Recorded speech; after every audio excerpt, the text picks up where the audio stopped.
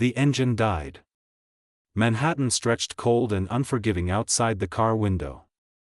Sophia pressed her forehead against the glass, watching snowflakes dissolve into nothing.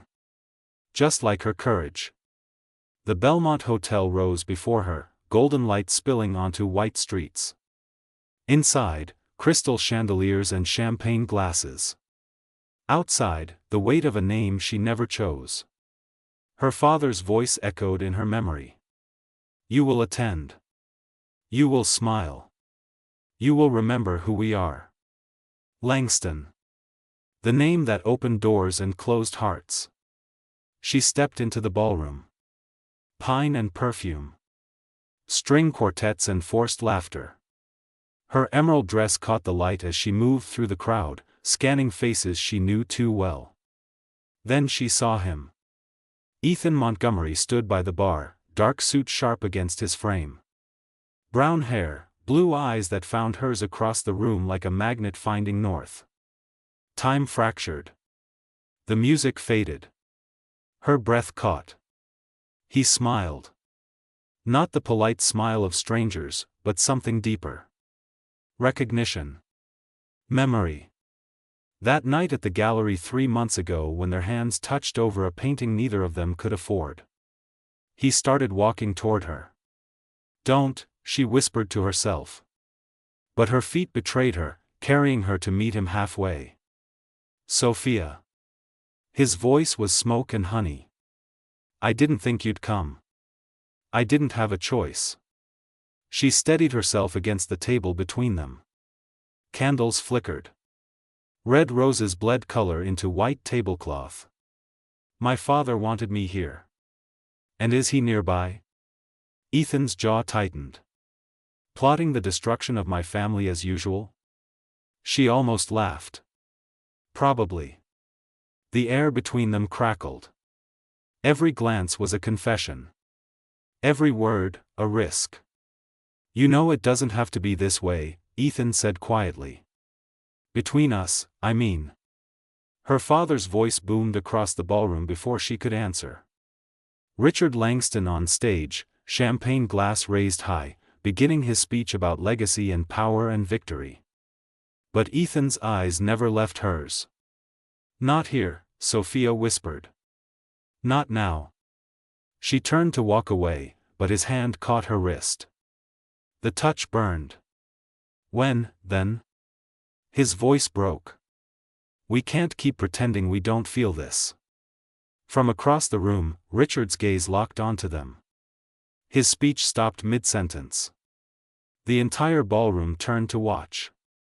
Sophia pulled free and disappeared into the crowd, her heart hammering against her ribs. She found the garden door, pushed through into winter air that sliced her lungs. Snow fell harder now. She wrapped her arms around herself. The door opened behind her. Sophia. She didn't turn. You shouldn't have followed me.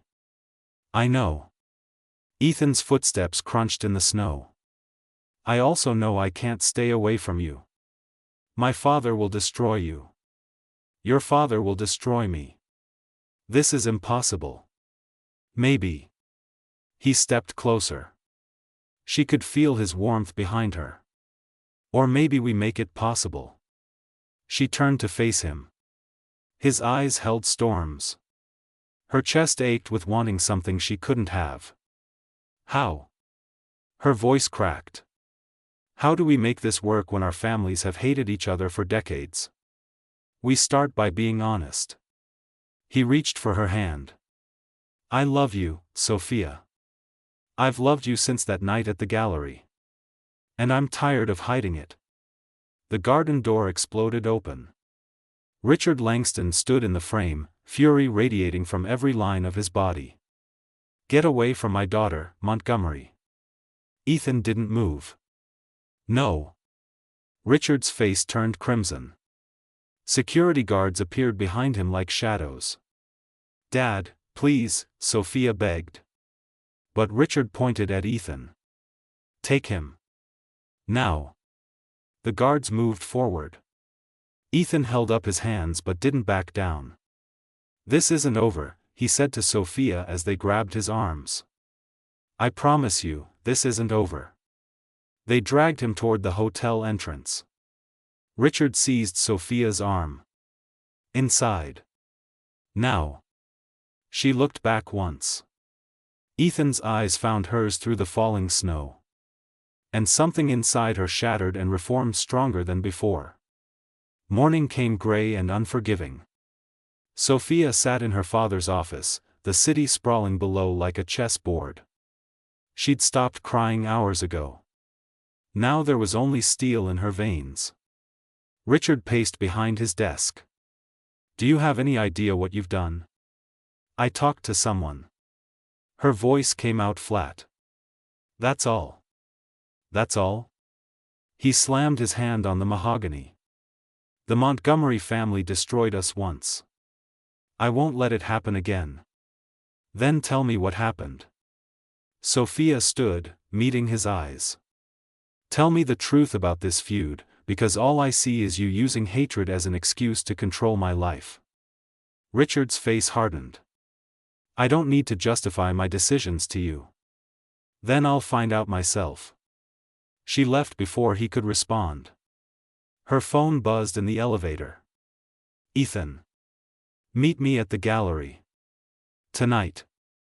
Please. Her fingers trembled as she typed back. I'll be there. The art gallery was silent when she arrived. Low lights painted shadows across abstract canvases.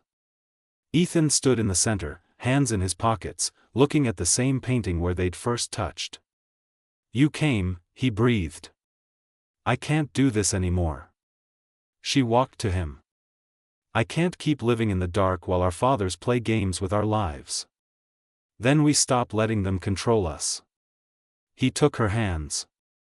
We find out what really happened. Together. How? I know someone. Ethan's jaw set. An old accountant who worked for both families. If anyone knows the truth, it's him. Arthur's house sat quiet in suburban New Jersey. The old man answered the door with suspicious eyes. Why are you here? His voice rattled like gravel. We need to know what happened between our families, Ethan said. The real story. Arthur studied them both. Finally, he stepped aside. Come in. But you won't like what you hear. They sat in his cramped living room.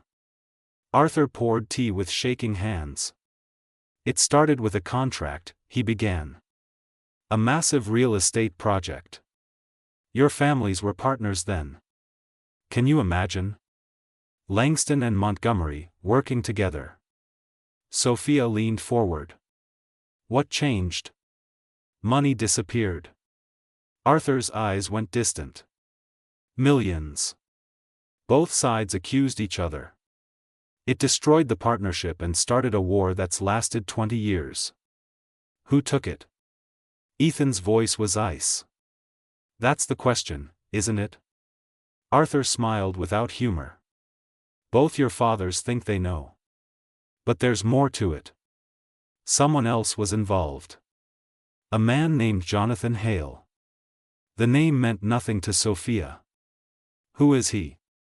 He was the project manager. And he vanished the same night the money did. Arthur set down his cup.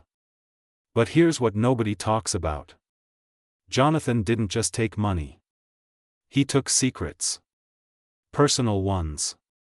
About both families. Sophia's heart raced. What kind of secrets? The kind that destroy lives. Arthur stood. I've said enough. If you want more, you'll have to dig deeper. But be careful. Some truths are buried for a reason. They drove back to Manhattan in silence. Finally, Sophia spoke. Jonathan Hale. We need to find him. If he's even alive. Ethan's knuckles were white on the steering wheel. Her phone rang. Her father. Where are you? Richard's voice was cold. Out. Come home. Now. We need to discuss your future. She hung up. Ethan glanced at her. You okay? No. She stared out at the city lights. But I'm not backing down. He reached for her hand. She let him take it. They arrived at her building just as another car pulled up. Thomas Montgomery stepped out. Ethan's father. His face was granite. Get in the car, Ethan. No. Thomas's eyes flickered to Sophia. You're making a mistake, son. The only mistake, Ethan said slowly, is believing your lies. Thomas stepped closer. You don't know what you're talking about. Then tell me. Ethan's voice rose. Tell me about Jonathan Hale. Thomas froze. For 1 second, something like fear crossed his face. Stay away from that name, he said quietly. For both your sakes. He got back in his car and drove away. Sophia and Ethan stood in the falling snow. He knows, Sophia whispered. They both know something they don't want us to find. Ethan pulled her close. Then we keep digging until we uncover it. But as they stood there, neither of them saw the figure watching from across the street.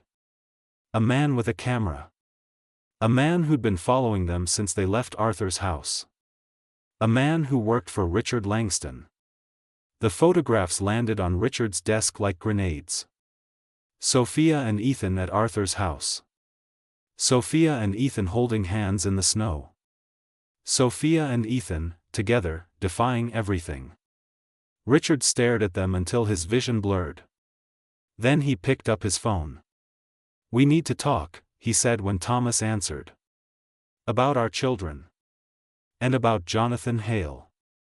Sophia found the old newspaper archives in the public library basement. 3 weeks of searching had led here. Dust and microfiche and the smell of forgotten history. Ethan sat beside her, scrolling through digitized records on his laptop. They'd barely slept. Barely eaten. The truth had become an obsession. Here. Ethan's voice cut through the silence. December 2003. Major real estate deal collapses. Langston-Montgomery partnership dissolves amid scandal. Sophia leaned over his shoulder. The article was brief. Professional. It mentioned nothing about Jonathan Hale. There has to be more, she muttered. Wait. Ethan clicked another link. This is from a business journal. It mentions a third party. An intermediary who handled the money transfers. Let me guess, Sophia said. Jonathan Hale. No. Ethan's face went pale. Victoria Langston. The room tilted. That's my mother's name.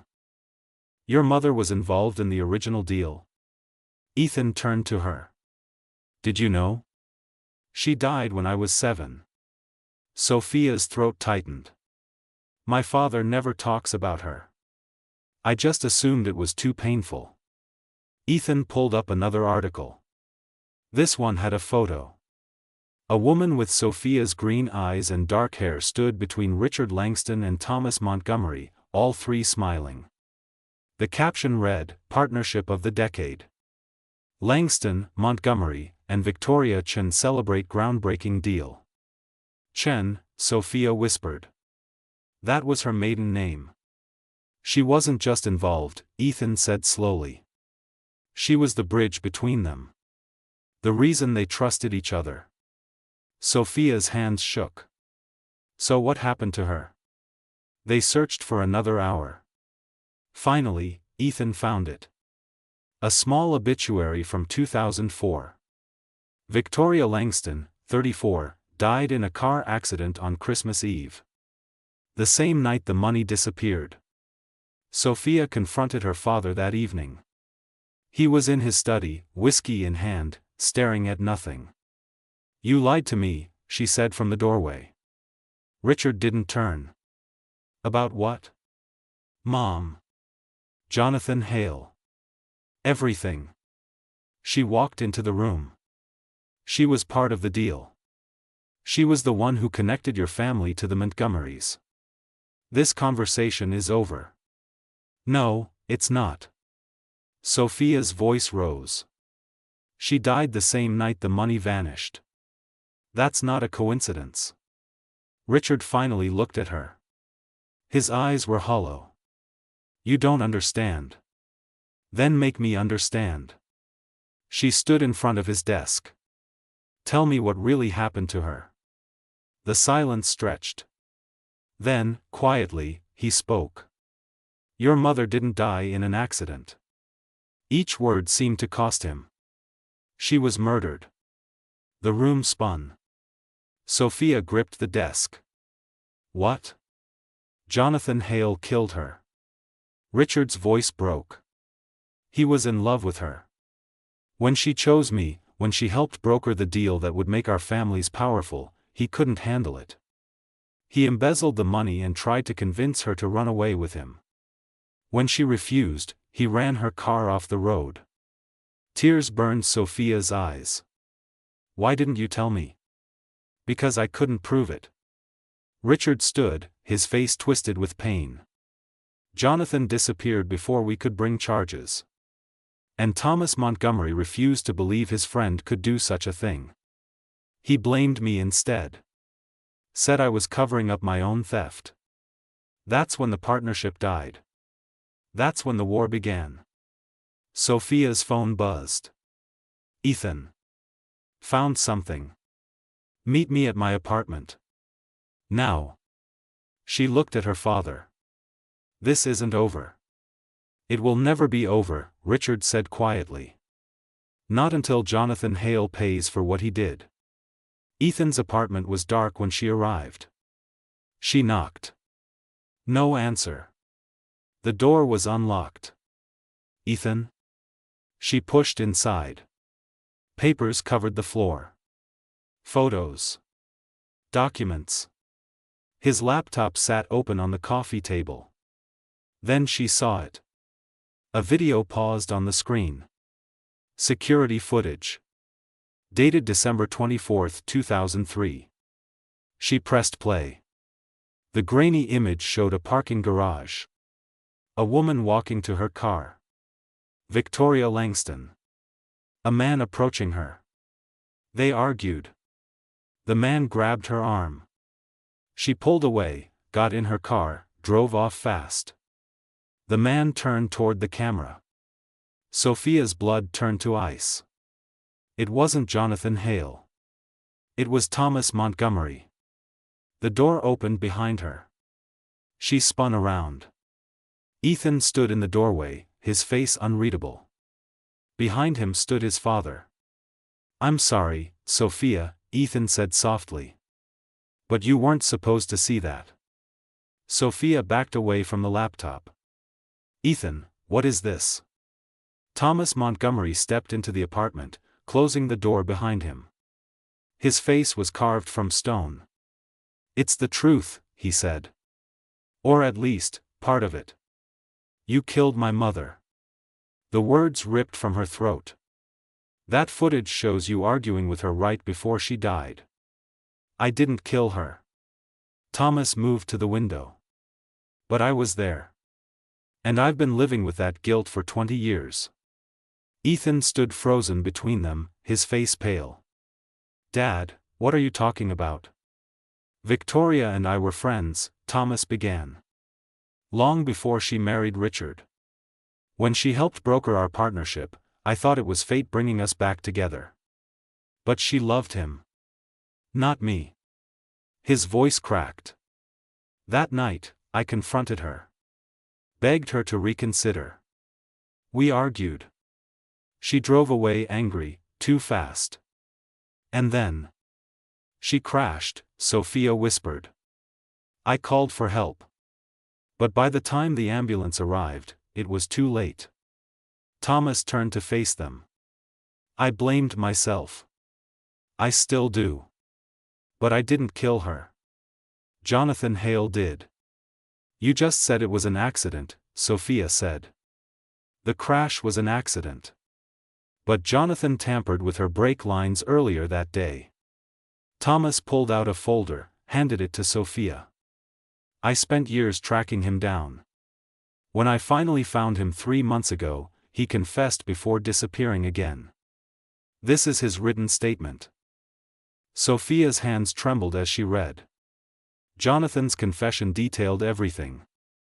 His obsession with Victoria. His plan to frame both families. His sabotage of her car. Why didn't you come forward with this? She asked. Because Jonathan mentioned something else in his confession. Thomas glanced at Ethan. He said someone in the Langston family paid him to do it. The room went silent. That's insane, Sophia said. My father loved her. I know. Thomas's voice was heavy. That's why I've been trying to verify the claim before involving anyone. But someone didn't want me to finish. Last week, someone broke into my office and stole all my evidence. Except this copy. Sophia looked at Ethan. His eyes were tortured.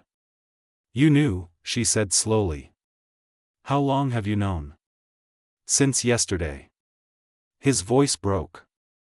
Dad told me everything. Showed me the footage. I wanted to tell you, but I needed time to process it. To figure out what it meant for us. What it meant for us? Sophia's voice rose. You lied to me, Ethan. After everything we've been through, you kept this from me. To protect you. He stepped toward her. She stepped back. Don't. Tears burned her eyes. Don't touch me. Sophia, please. This doesn't change what I feel for you. It changes everything. She moved toward the door. You chose your father over me. Over the truth. That's not fair, Ethan said. Neither is keeping secrets. She grabbed the folder. I'm taking this to my father. Let him decide what to do with it. Thomas blocked her path. I can't let you do that. Excuse me? If someone in your family paid Jonathan, and they know I have this evidence, they'll come after you to get it back. His face was grim. You'll be in danger. I don't care. I do, Ethan said quietly. She looked at him. The man she'd fallen in love with. The man who'd just broken her heart. I need to go, she whispered. This time, they let her pass. Richard was still in his study when Sophia burst in. She threw the folder on his desk. Tell me the truth. All of it. He opened the folder. His face went white. Where did you get this? Thomas Montgomery. He's been investigating Mom's death. And according to Jonathan Hale, someone in our family paid him to kill her. That's a lie. Richard stood. Jonathan is trying to save himself by spreading poison. Is it? Sophia's voice was ice. Because you've been hiding things from me my entire life. How do I know you're not hiding this too? The slap came without warning. Sophia's head snapped to the side, her cheek burning. Richard's hand trembled. I would never hurt your mother. Never. Sophia touched her face, eyes filling with tears.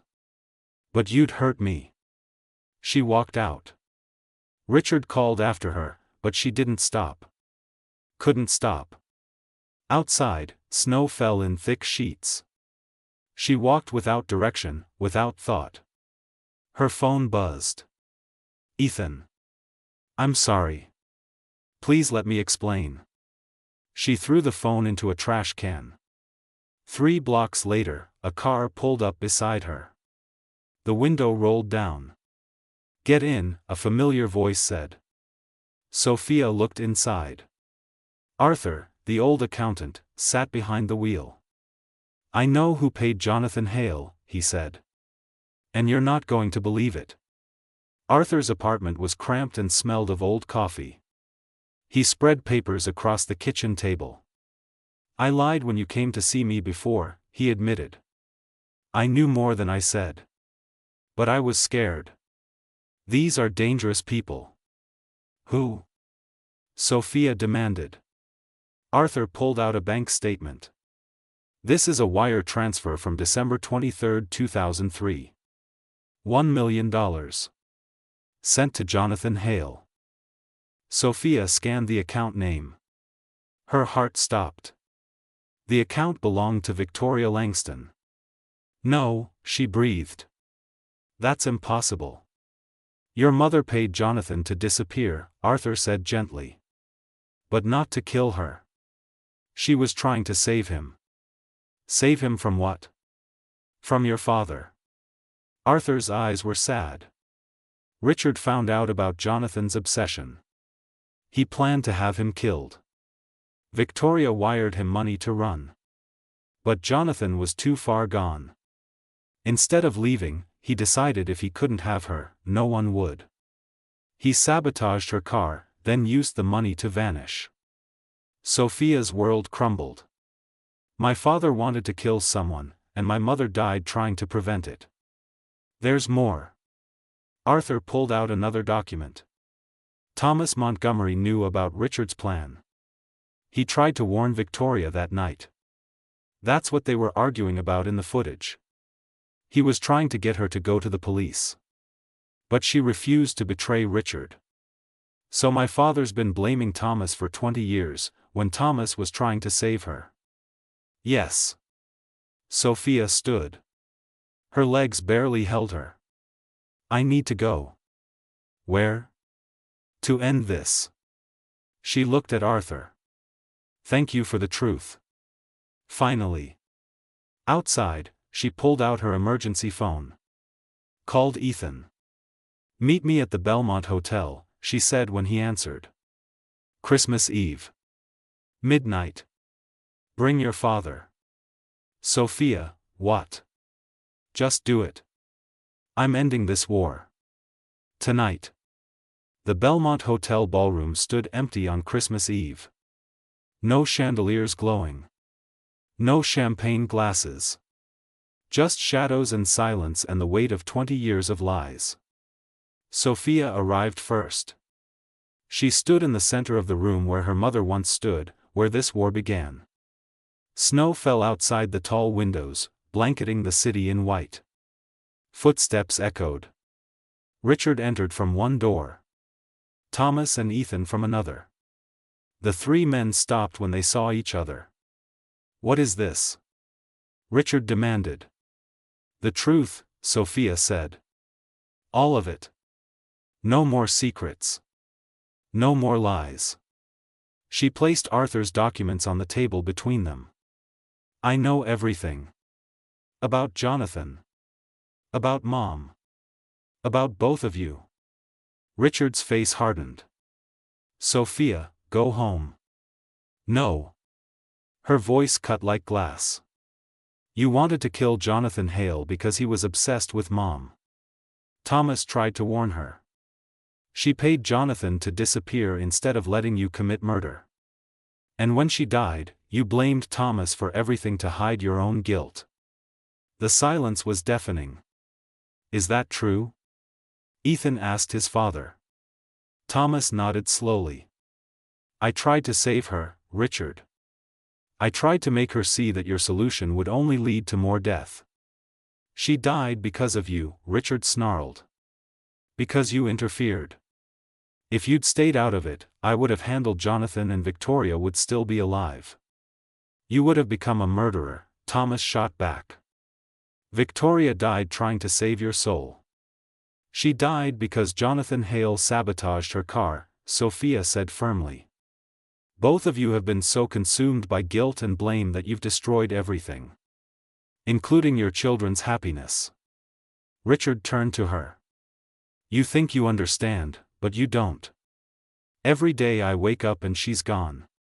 Every day I live with the knowledge that if I'd been faster, stronger, better, I could have protected her.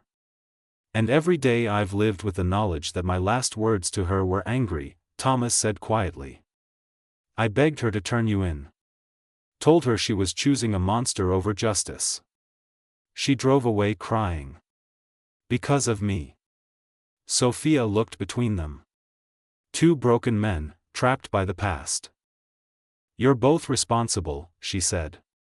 And you're both victims. But this ends now. How?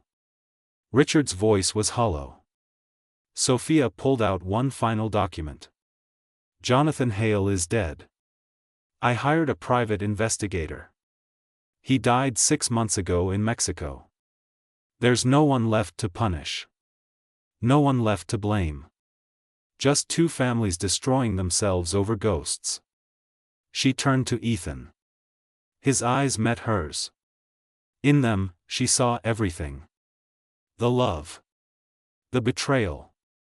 The impossible choice they both faced. I love you, she said simply. But I can't be with you. Not like this. Not built on this foundation of pain. Sophia, Ethan started. Let me finish. Tears streamed down her face. Our fathers need to heal. And we can't do that for them. They have to choose it themselves. And until they do, anything between us will just be another battle in their war. So what are you saying? Ethan's voice broke. I'm saying I choose them. She looked at her father. I choose to help Dad heal instead of running away with you. Because if I don't, this cycle never ends. Our children will inherit this hate. And their children after them. Ethan crossed the space between them in 3 strides. He took her face in his hands. Don't do this. I have to. She covered his hands with hers. This is my sacrifice. For my mother. For my father. For us. There has to be another way. There isn't. She pulled his hands down, held them tight. But maybe someday, when the wounds aren't so fresh, when our fathers have learned to forgive themselves and each other, maybe then we can try again. And if that day never comes? She smiled through tears. Then I'll have loved you anyway. And that will be enough. Ethan kissed her forehead. Long, tender. A goodbye that tasted like salt and sorrow. When he pulled away, Thomas touched his shoulder. Let's go, son. They walked toward the door. Ethan looked back once. Sophia raised her hand in a small wave. Then they were gone. Richard stood motionless. Finally, he spoke. You sacrificed your happiness for me. For both of us. Sophia wiped her eyes. But I need you to promise me something. Anything. Get help. Real help. Talk to someone about Mom. About the guilt. Because I can't watch you destroy yourself anymore. Richard's face crumpled. For the first time since her mother died, Sophia saw her father cry. She went to him. He held her like she was the only thing keeping him standing. I'm sorry, he whispered. For everything. I know. She held him tighter. Me too.